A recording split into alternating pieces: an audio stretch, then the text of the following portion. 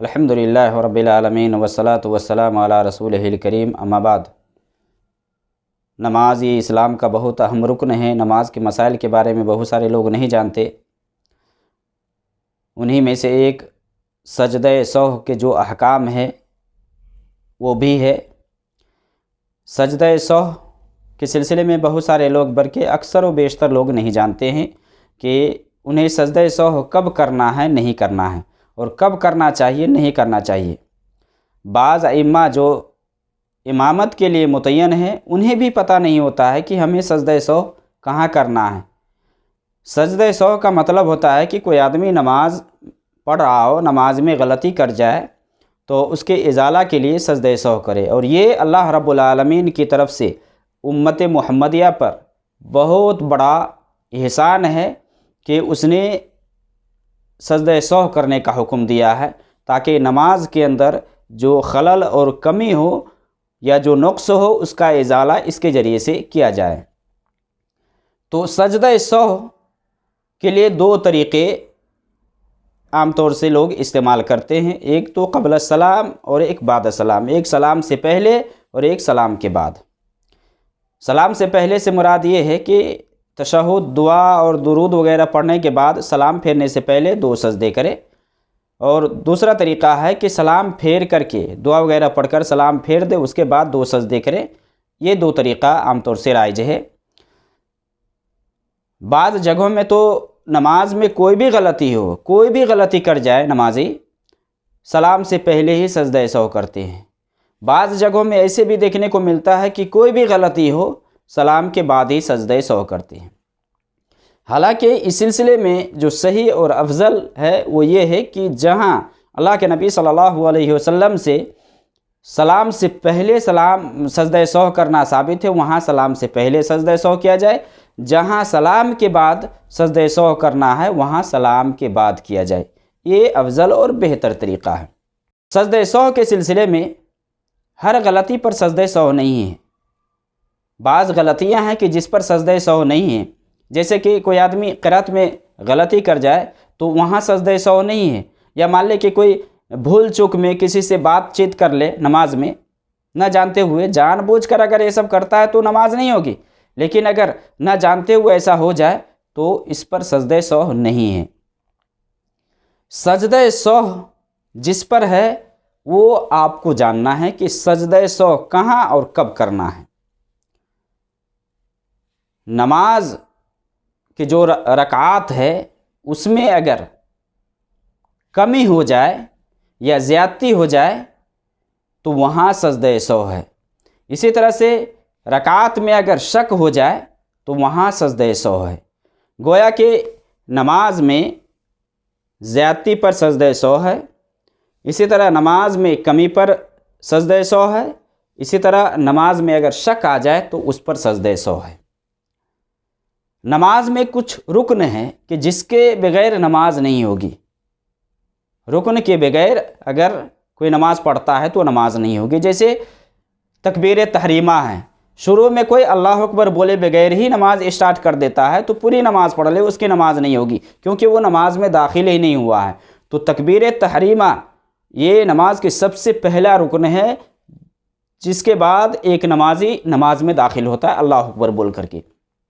تو یہ اگر بھول جائے تو اس کی نماز نہیں ہوگی، جب تک کہ وہ پھر سے نئے سرے سے اللہ اکبر بول کے نیت نہ باندھ لے تب تک اس کی نماز نہیں ہوگی۔ اس کے بعد نماز میں کچھ ارکان ہیں کہ جس کے اندر اگر کمی آ جائے یا وہاں اگر کوئی نمازی غلطی کر جاتا ہے، اگر وہ غلطی جان بوجھ کر کرتا ہے، جان بوجھ کر اگر وہ غلطی کرتا ہے تو اس کی نماز نہیں ہوگی، اور اگر بھول جاتا ہے، بھول کر کے ایسے کر لیتا ہے تو پھر وہاں سجدہ سہو ہے۔ نماز میں زیادتی ہو جائے تو سجدہ سہو ہے۔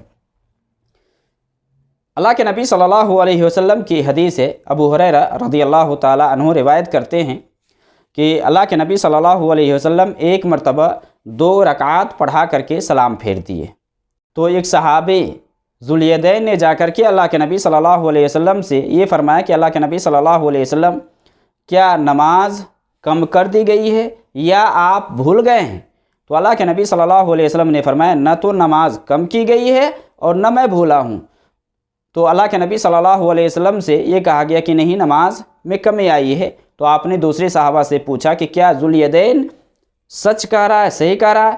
تو آپ سے کہا گیا کہ ہاں۔ تو اللہ کے نبی صلی اللہ علیہ وسلم 2 رکعت آپ نے پھر سے پڑھائی، پھر آپ نے سلام پھیرا، سلام پھیرنے کے بعد آپ 2 سجدے کیے، سجدہ سہو، اس کے بعد آپ پھر سے سلام پھیرے۔ سلام کے بعد یہاں 4 رکعت کے بجائے 2 ہی رکعت پر آپ نے سلام پھیر دیا۔ اسی طرح سے اللہ کے نبی صلی اللہ علیہ وسلم کے بارے میں آتا ہے، عبداللہ بن مسعود رضی اللہ تعالی عنہما سے حدیث ہے کہ اللہ کے نبی صلی اللہ علیہ وسلم نے ایک مرتبہ ظہر کی 5 رکعتیں پڑھا دی، 5 رکعت نماز۔ تو اللہ کے نبی صلی اللہ علیہ وسلم سے یہ پوچھا گیا کہ کیا نماز زیادہ ہو گئی ہے؟ تو آپ صلی اللہ علیہ وسلم نے فرمایا کہ کیا مسئلہ ہے، کیا بات ہے؟ تو آپ صلی اللہ علیہ وسلم سے کہا گیا کہ آپ نے 5 رکعتیں پڑھائی ہیں۔ تو اللہ کے نبی صلی اللہ علیہ وسلم سلام پھیرنے کے بعد 2 سجدے کیے اور پھر آپ نے سلام پھیرا۔ یہاں رکعت میں زیادتی، یعنی یہاں آپ رکعت زیادہ پڑھا دیے تھے۔ پہلی والی جو حدیث ہے ابو ہریرہ کی، جس میں اللہ کے نبی صلی اللہ علیہ وسلم 2 ہی رکعت پر سلام پھیر دیے تھے، آپ کو بتلایا گیا تو آپ آ کر کے 2 رکعت پڑھائے، پھر آپ نے تشہد کر کے سلام پھیرا اور اس کے بعد پھر سے سجدہ سہو کیا۔ یہاں کیا ہے کہ یہاں 5 رکعت، 4 کے بجائے 5 رکعت آپ نے پڑھا دی تھی۔ اسی طرح سے ایک حدیث کے اندر ہے کہ اللہ کے نبی صلی اللہ علیہ وسلم عصر کی 3 رکعتیں پڑھا کر کے آپ نے سلام پھیر دیا، پھر آپ اپنے گھر چلے گئے۔ تو ایک آدمی نے آپ کو جا کر کے بتلایا، تو اللہ کے نبی صلی اللہ علیہ وسلم آئے اور پھر آپ 1 رکعت پڑھائے اور پڑھانے کے بعد آپ نے سلام پھیرا اور اس کے بعد پھر سجدہ سہو کیے، 2 سجدہ سہو کر کے آپ نے سلام پھیرا۔ گویا کہ رکعت میں اگر زیادہ ہو جائے تو وہاں سجدہ سہو ہے، رکعت میں زیادتی پر سجدہ سہو ہے۔ رکعت میں اگر کمی آ جائے، رکعت میں اگر کوئی کم کر دے، کچھ کم پڑھ دے، تو وہاں سجدہ سہو ہے۔ دیکھیے اگر کم ہے تو کم کو مکمل کریں گے وہاں، جیسے پہلی حدیث کے اندر ابو ہریرہ رضی اللہ تعالیٰ عنہ سے کہ 2 رکعت پڑھا کر کے ہی آپ چلے گئے تھے، تو آ کر کے آپ 2 رکعت مکمل کیے، پھر سلام پھیرے۔ تو رکعت میں اگر کمی ہے تو کمی کو مکمل کرنے کے بعد وہاں سجدہ سہو سلام کے بعد کریں گے۔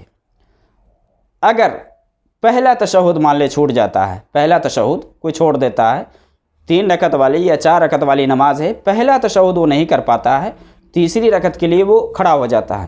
یہاں اگر کھڑے ہونے سے پہلے اس کو پتہ چل جائے یا آگاہ کر دے تو وہ بیٹھ جائے گا، تب وہاں سجدہ سہو نہیں ہے، یعنی ابھی صحیح سے کھڑا نہیں ہوا ہے تو وہ بیٹھ جائے گا تشہد کے لیے۔ لیکن سیدھے طور پر کھڑا ہو گیا ہے یا کوئی کھڑا ہو جائے نماز میں، تو پھر وہاں وہ اب تشہد کے لیے نہیں بیٹھے گا۔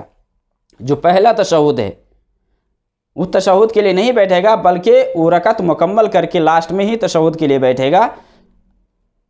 اس سلسلے میں عبداللہ ابن بحینہ رضی اللہ تعالیٰ عنہ سے حدیث ہے کہ اللہ کے نبی صلی اللہ علیہ وسلم نے ایک مرتبہ ظہر کی نماز پڑھائی اور آپ صلی اللہ علیہ وسلم 2 رکعتوں پر بیٹھنے کے بجائے آپ کھڑے ہو گئے۔ جب کھڑے ہو گئے تو اللہ کے نبی صلی اللہ علیہ وسلم کے ساتھ صحابہ بھی کھڑے ہو گئے۔ پھر لاسٹ میں جب سلام پھیرنے کا انتظار کر رہے تھے تو اللہ کے نبی صلی اللہ علیہ وسلم 2 سجدہ سہو کیے، پھر آپ نے سلام پھیرا۔ گویا کہ پہلا تشہد اگر چھوٹ جائے تو وہاں سلام سے پہلے ہے، سلام سے پہلے سجدہ سہو ہے، ایسی صورت میں سلام سے پہلے کریں گے۔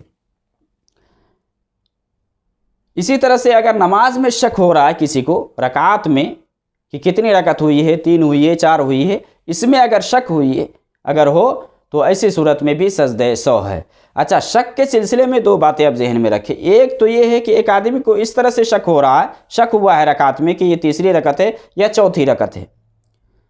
اگر کسی ایک طرف یا اس کو یقین نہیں ہو رہا ہے کہ یہ چوتھی ہے اور تیسری ہے، کسی ایک پر اس کا دل نہیں جم رہا ہے، تو ایسی صورت میں وہ کم کا اعتبار کرتے ہوئے اگلی جو رکعت ہے وہ پڑھے گا۔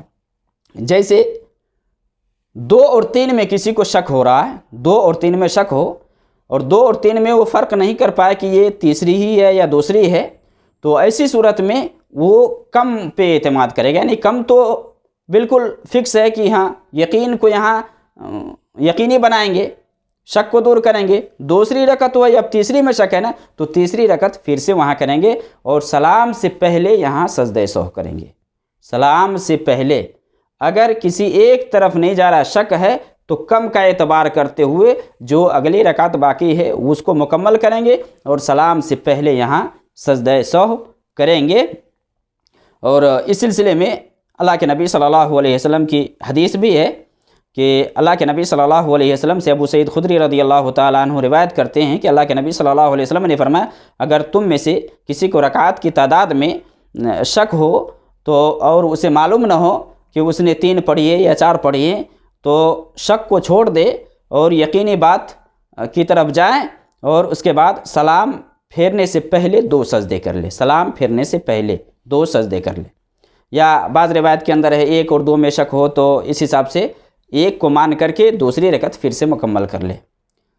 اگر شک میں شک ہوا ہے کسی کو نماز میں، یعنی یہ دوسری شکل ہے کہ کسی کو نماز میں شک ہوا ہے، شک ہونے کے بعد اس کو لگا کہ نہیں یہ چوتھی رکعت ہے اور اسی پر اس نے نماز مکمل کر لی اور اسی کے حساب سے اس نے سلام پھیرا، تو یہاں سجدہ سہو سلام کے بعد ہے۔